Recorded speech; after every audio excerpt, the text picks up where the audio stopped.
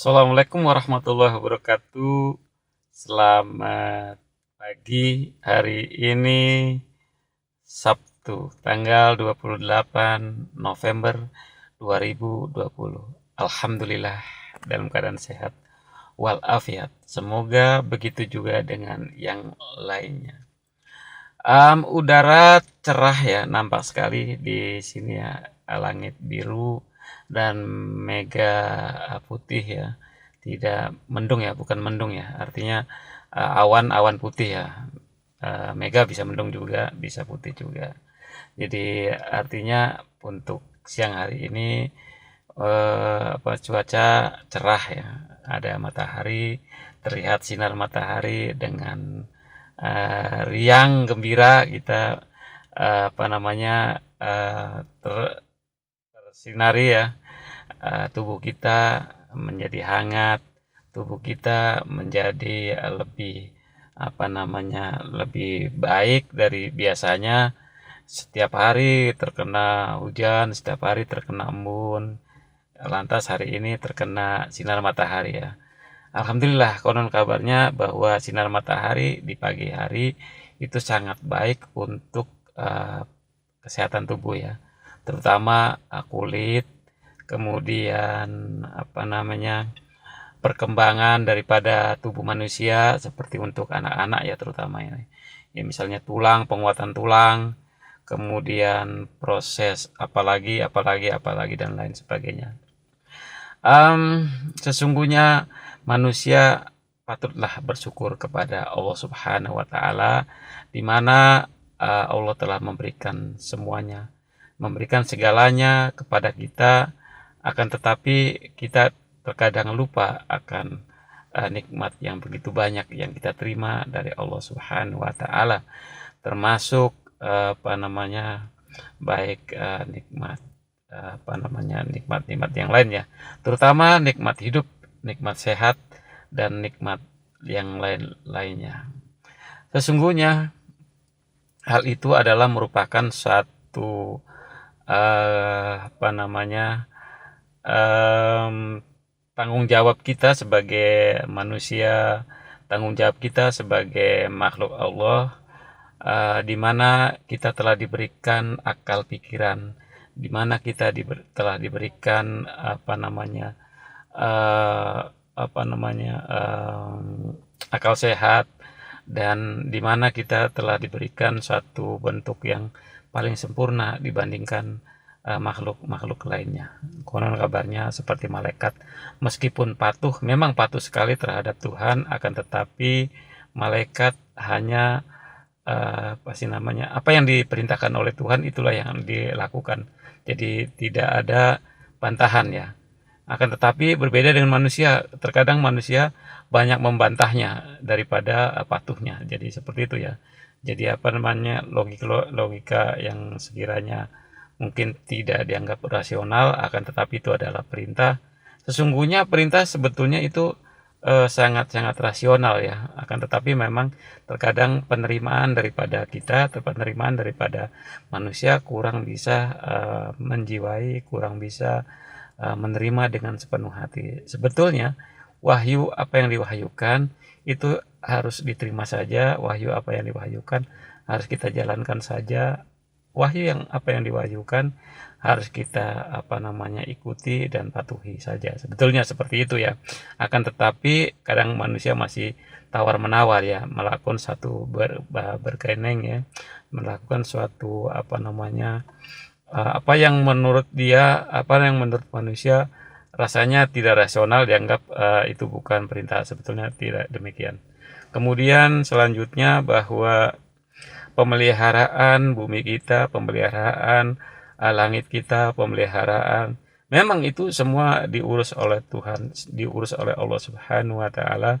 Akan tetapi kita sebagai orang, sebagai manusia yang mendiami, sebagai manusia yang berada di dunia ini, yang berada di bumi, yang berada di langit, yang berada di laut dan sebagainya, itu ya harus memelihara, harus bisa mengurus daripada apa yang telah dikaruniakan oleh Allah Subhanahu wa taala. terutama mengenai lingkungan ya, lingkungan kita, kemudian tempat tinggal kita, kemudian di tempat kerja kita, kemudian di mana lagi dan di mana lagi dan sebagainya.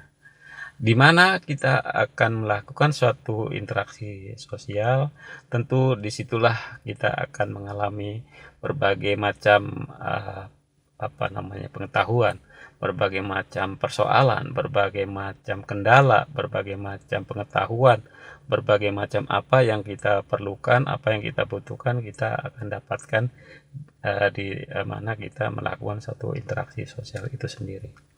Dan tentu saja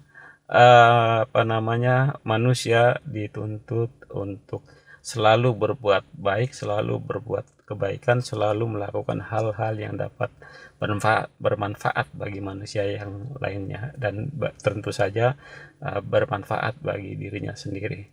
Dan tentu saja manusia seharusnya tidak melakukan hal-hal yang dapat merugikan orang lain, yang dapat membuat orang lain sakit hati, yang membuat orang lain menderita.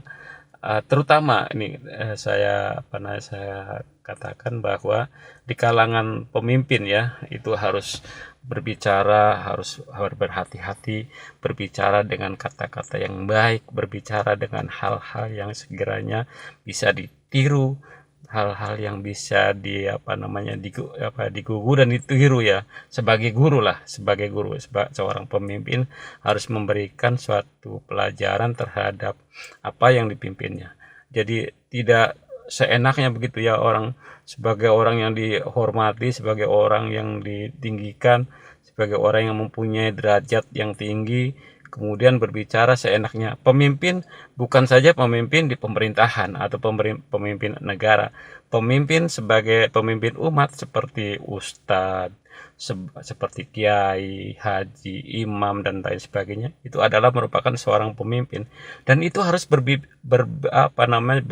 yang baik, berbahasa yang benar, tidak semena-mena karena dianggapnya orang sebagai orang suci, sebagai orang yang paling benar, sebagai orang yang paling bersih, kemudian mengeluarkan kata-kata kotor, kemudian menyakiti orang yang dianggap kotor, kemudian mencela, kemudian mencerca. Itu tidak baik, itu akan menimbulkan suatu presiden buruk, menimbulkan suatu fitnah, dapat menimbulkan suatu kebencian, tentu saja di kalangan orang-orang yang dianggap tidak baik seperti itu ya. Jadi tolonglah bagi seorang pemimpin, sebagai orang yang harus didengar, sebagai orang yang harus diikuti, sebagai orang yang harus dipatuhi kata-katanya, tindakannya, dan laku lampahnya, tentu harus melakukan sesuatu yang sekiranya bisa diikuti begitu ya. Jadi kalau menurutnya dia benar, kemudian orang lain menurutnya itu tidak benar, ya ditimbang-timbang dulu ya. Jadi artinya tidak serta-merta apa yang dia katakan benar misalnya kan, atau istilah seorang pemimpin tidak ada salahnya, atau kesalahan seorang pemimpin itu dianggap sebagai suatu kebenaran, atau mungkin sebagai istilahnya, pemimpin tidak pernah bersalah seperti itu ya, pemimpin tidak selalu benar seperti itu egois. Kalau menurut saya itu suatu tindakan yang tidak baik, suatu tindakan yang tidak benar, dan suatu tindakan yang semena-mena itu dilarang oleh Allah Subhanahu wa taala. Jadi artinya sesungguhnya manusia itu pada harkat dan martabatnya adalah sama. Manusia diciptakan oleh Allah Subhanahu wa taala dalam keadaan yang sama. Apa mungkin sekarang misalnya seorang yang mempunyai harta bendanya itu banyak, kemudian waktu lahirnya juga demikian kan? Tidak. Sama, dalam keadaan telanjang bulat, dalam keadaan cengeng, nangis, misal seperti itu ya. Jadi pada waktu lahir, wah, misalnya seperti itu, semuanya. Enggak orang Jawa, enggak orang Sunda, enggak orang Indonesia, enggak orang Malaysia, enggak orang Amerika, enggak orang Inggris, enggak orang Cina, semua lahir wah seperti itu.